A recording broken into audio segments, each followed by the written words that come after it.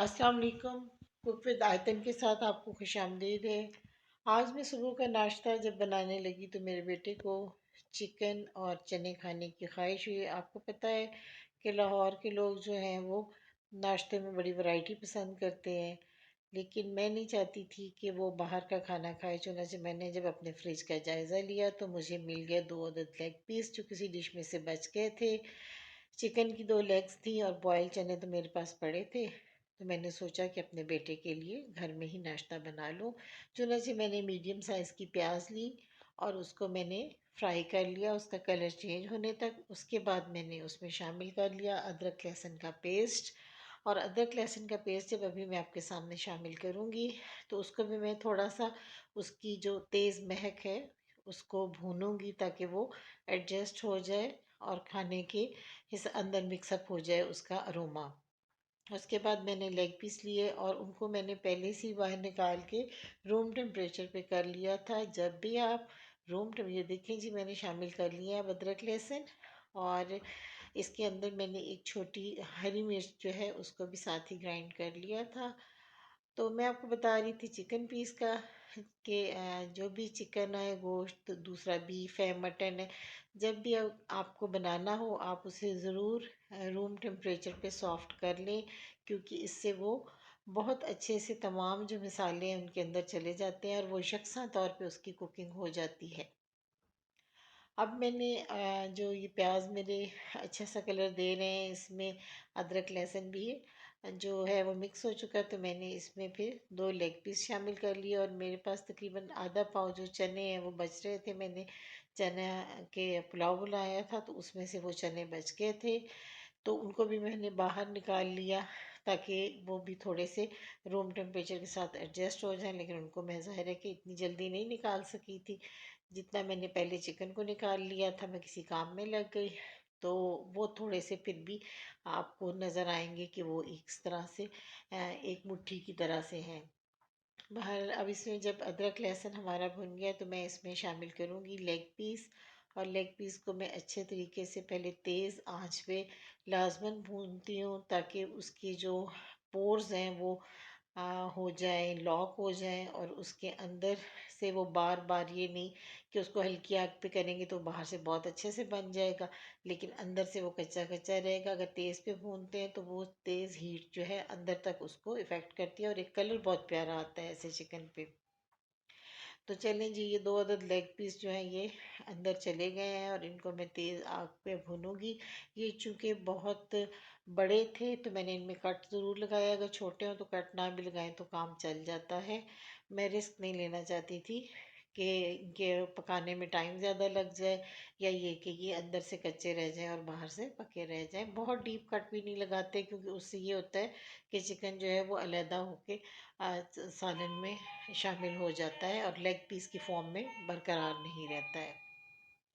अब इस के ऊपर मैं आपको देखूंगी कि स्पाइसेस कौन से डालें। स्पाइसेस वही रूटीन के हैं घर में जो कि अब इसको जी मैं अच्छे तरीके से मैंने जैसे आपको बताया है कि तेज़ आंच पे पहले मैंने इसको भूना और उसके बाद मैं इसमें स्पाइसेस शामिल करूँगी। जब आप रूटीन के खाने बनाते हैं तो उसमें बहुत ज़्यादा स्पाइसेस मत शामिल किया कीजिए।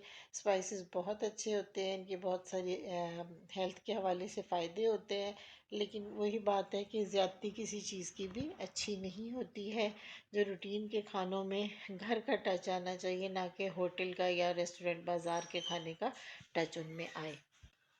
क्योंकि अगर ख़ातून खाना जो है वो सिर्फ जायके की तरफ जाएगी या लुक की तरफ जाएगी तो बच्चों की सेहत के ऊपर वो वाले असरात नहीं आएंगे। एक माँ को एक उस्ताद भी होना होता है, एक डॉक्टर भी होना होता है, एक इकोनॉमिस्ट भी होना होता है, यानी माली मामलात भी देखने होते हैं। अब देखिए जी, मैंने इसमें आधा चम्मच जो है वो शामिल किया है सुरख मिर्च शामिल की है, हल्दी शामिल की है 1/4 टीस्पून, और इसी तरह मैंने इसमें ज़ीरा शामिल किया है आधा चम्मच। इसके अलावा मैं इसमें नमक शामिल करूँगी हस्बे ज़ायका। मैं नमक हमेशा पहले कम डालती हूँ और उसके बाद टेस्ट करने के बाद उसमें ज़्यादा शामिल करती हूँ। और ये कुटी हुई लाल मिर्चें भी मैंने बहुत थोड़ी क्वांटिटी में तकरीबन 2 चुटकी के बराबर शामिल कर दी हैं। इसके साथ मैं धनिया जो है वो शामिल करूँगी। मेरी कोशिश होती है कि हमेशा से स्पाइसेस या तो अपने घर के ग्राइंडर में उनको मैं पीस लूँ, या उसके या पाउडर बना लूँ, या जो ऐसी शॉप्स कुछ हैं हमारे एरिया में जो नई खुली हैं कि मैं उधर जाती हूँ कि वो आपके सामने आपको ग्राइंड करके दे देते हैं। इस तरह आपको साफ़ सुथरे स्पाइसेस मिल जाते हैं और आपके लिए बड़ी आसानी हो जाती है कि आप इनमें ये मैंने इसमें कलर के लिए थोड़ी सी कश्मीरी लाल मिर्च शामिल की थी, क्योंकि खुश रंग जो खाने हैं वो बच्चों को बहुत भाते हैं। अब मैं 1 से 1.5 मिनट तक इसको मीडियम या लो फ्लेम पे बनाऊंगी, ताकि स्पाइसेस जो हैं वो अच्छे से भून भी जाएं लेकिन उनके जलने का कोई इम्कान ना रहे। जब भी आप खाना बनाते हैं तो उसमें दो तीन चीज़ें बड़ी अहम होती हैं। एक तो ज़ाहिरी बात है कि खानों का तनासुब जो है, कि उस किस तनासुब से आप चीज़ें उसमें शामिल करते हैं, फिर आप किस आंच पे पकन बनाते हैं, और फिर ये कि आप किस तवज्जो शौक़ और मोहब्बत से बनाते हैं।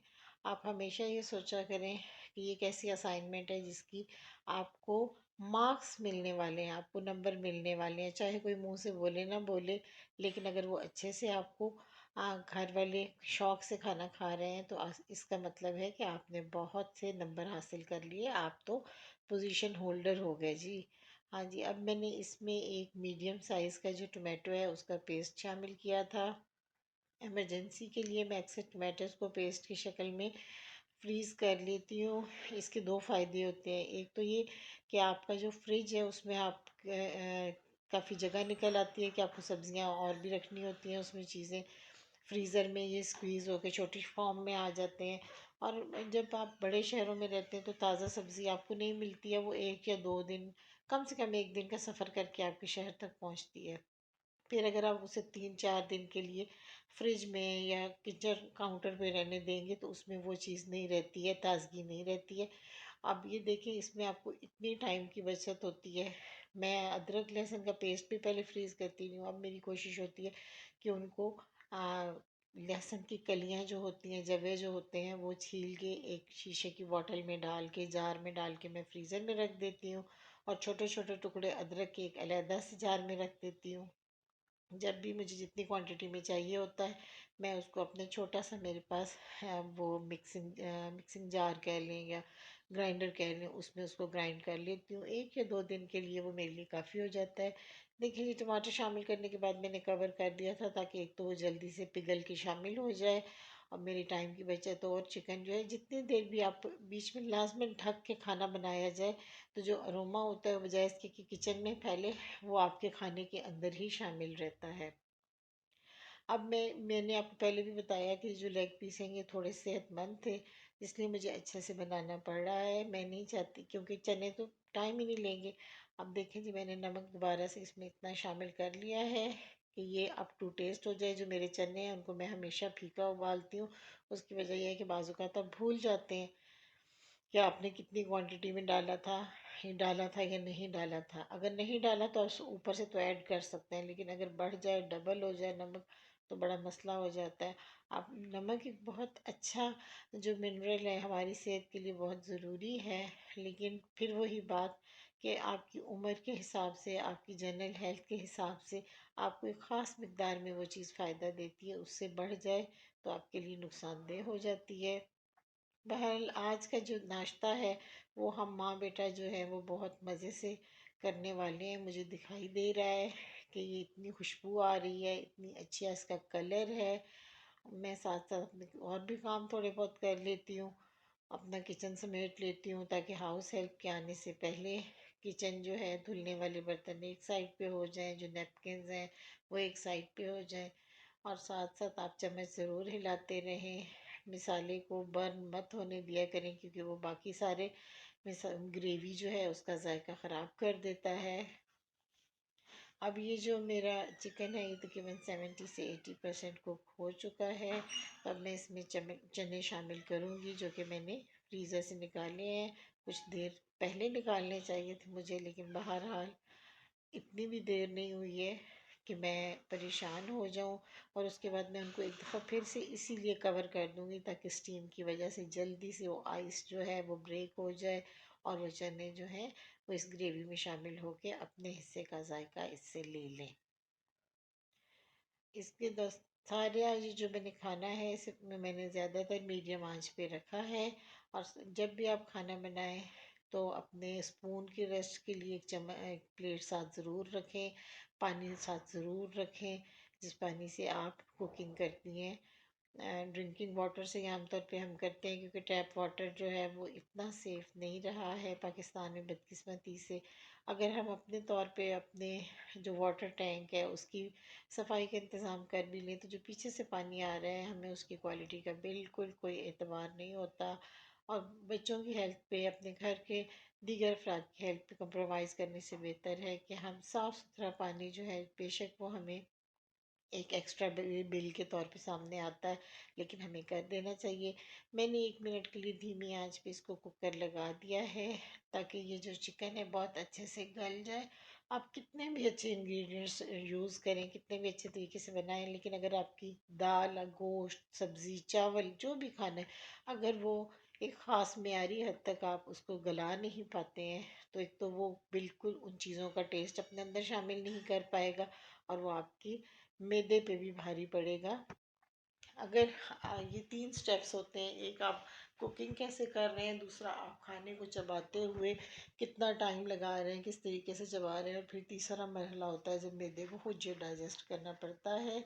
इन छोटी छोटी बातों का ख्याल रख के हम ना सिर्फ ये कि अपनी कुकिंग बेहतर कर सकते हैं, बल्कि हम अपनी सेहत भी बेहतर कर सकते हैं। किसी भी खातून खाना के लिए ये बहुत एज़ाज़ की बात होती है कि वो अपने ख़ानदान की सेहत के लिए और उसकी जो रोज़मर्रा के लिए एनर्जी चाहिए होती है उसके लिए एक ऐसे खाने तैयार करें जो उनके जायके भी उनको पसंद आए और उसकी वजह से वो सेहतमंद भी रहें। और बजाय इसके कि वो बाज़ारों में जाएं या किसी के घर चले जाएं तो वो उनको एक अनोखा कोई स्पेशल खाने को मिल जाए। आपकी सबसे बेहतर काम ये है कि आप अपने घर में एक ऐसी रूटीन रखें जिसमें मतवाज़न ग़ज़ा हो, हर तरह का खाने बनाएं और उनको अपने घर वालों को अपने हाथ के जायके से रोशनास कराएं। आप खुद एक ब्रांड हैं अपने घर वालों के लिए, आपके हाथ का जायका एक ब्रांड होना चाहिए। देखें जी, अब मैंने ये चने शामिल कर दिए, कुछ तो अलहदा हो गए थे और इसमें बाकी जो चने हैं उनको मैं कवर कर दूंगी ताकि वो भी जल्दी से शामिल हो जाए। और मैं इसको हल्का फुल्का भूनना चाहूँगी चनों को। इस मैंने पहले भी आपको बताया कि स्टीम के ज़रिए वो जो सारा अरोमा है वो आपके खाने में शामिल रहता है। अगर तो आपको ये नान चने जो हैं पराठों के साथ घर में खाने हैं तो आप इसको ड्राई सा भी बना सकते हैं, यानी इसमें बहुत थिक ग्रेवी भी हो तो चलेगी। अगर आपने बाज़ार के नान के साथ खाने हैं तो आप इनको थोड़ा सा इसमें पानी ज़्यादा ऐड करेंगे, क्योंकि नान के साथ थोड़ा सा मुश्किल हो जाता है अगर बहुत थिक सालन हो। मैं तो घर में पराठे बना रही हूँ और ख़ुद तो मैं पराठा बहुत कम खाती हूँ, क्योंकि इस एज में शायद वो इतना अच्छा नहीं रहता होता आपकी हेल्थ के लिए। कभी कभी शौक से संडेज़ को ले लेती हूँ। अलबत्ता मेरे घर वाले जो हैं वो पराठे बिलखसूस मेरे बेटे और मेरे हस्बैंड बहुत पसंद करते हैं, तो उनके लिए मैं बनाती हूँ। बेटी भी कभी कभार ले लेती है। और इस ज़मन में मैं आपको ये ज़रूर बताऊंगी कि जो पराठा है उसको जब भी आप बनाएं उसे एक स्पेशल शौक़ और मोहब्बत से बनाना पड़ता है, वरना वो जो है इतना मज़ा नहीं देता। देखिए जी, चने भुन गए थे, मैंने चार जो हैं दो सॉरी हरी मिर्चें ली, उनको सीड किया, उनके बीज निकाल लिए और उसको मैंने चनों में शामिल करके एक दफ़ा फिर से ढक दूँगी और साइड के चूल्हे पे कर दूँगी और अपने लिए पराठे बनाना शुरू कर दूँगी। अपने लिए, अपने बेटे के लिए उसका ये होगा कि जब तक मेरे पराठे रेडी होंगे हमारे चने भी बहुत अच्छे से तैयार हो जाएंगे। ये देखें जी, पराठे तैयार करने के बाद मैंने इनको डोंगे में निकाल लिया है। इनकी खुशबू भी बहुत अच्छी है, इनका रंग भी बहुत अच्छा है, यकीन कीजिए इनका जायका भी बहुत ही स्पेशल बना था।